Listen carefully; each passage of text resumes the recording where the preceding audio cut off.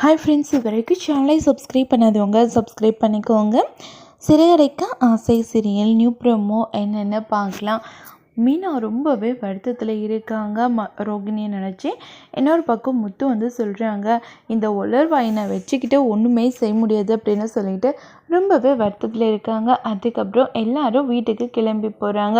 அப்போது மனோஜை பிடிச்சி பயங்கரமாக திட்டிகிட்டு இருக்காங்க நம்ம விஜயா வந்து சொல்கிறாங்க, ஏண்டா இப்படி இருக்க, அவள் ஃபோன் கேட்டால் நீ கொடுத்துருவியா? இல்லைம்மா, பிஸ்னஸ் விஷயமாக தான் யாருக்கும் அமௌண்ட் அனுப்புகிறேன்னுட்டு என்கிட்ட கேட்டான். ஆனால் அதுவே இது ஒரு ஆதாரமாக இவ எடுத்துகிட்டு வருவான்னு நான் கொஞ்சம் கூட யோசிக்கவே இல்லைம்மா அப்படின்றாங்க.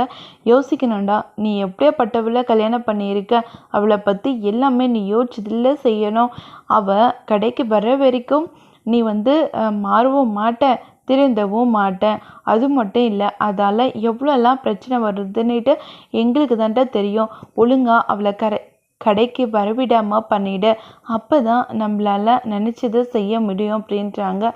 சரிம்மா, நான் என்ன பண்ண முடியும், அவளால் தான் எனக்கு இப்போ பிஸ்னஸ் எல்லாம் வந்துக்கிட்டு இருக்கு அப்படின்றாங்க. உடனே முத்துவும் ரவியும், என்னடா இவ்வளோ படிச்சிருக்க, உன்னால் தனியாக பிஸ்னஸ் கூடவா பண்ண முடியாது அப்படின்னு சொல்லிட்டு ரொம்பவே கேவலமாக மனோஜை வந்து பேசுகிறாங்க. அதுக்கப்புறம் அண்ணாமலை வந்து ரொம்பவே அப்செட் ஆகுறாங்க. என்ன நீ அவன் என்ன சொன்னாலும் அமைதியாக தான் கேட்டுட்டு இருப்பியா விஜயா? நீ தான் சொல்லி புரிய வை அப்படின்னு சொல்கிறாங்க. டேய், ஏண்டா என்னை மானத்தை வாங்குற, உனக்கே கொஞ்சம் கூட கேவலமாகவே இல்லையா? எதுக்குடா இப்படி பண்ணிட்டு இருக்க அப்படின்னு சொல்லிட்டு செம்மையாக பிடிச்சி திட்டிகிட்டு இருக்காங்க. நான் என்னம்மா பண்ண முடியும், நான் எதுவுமே பண்ண முடியல, அவள் தான் எனக்கு எல்லா ஆர்டரும் வாங்கி கொடுத்துருக்கா அப்படின்னு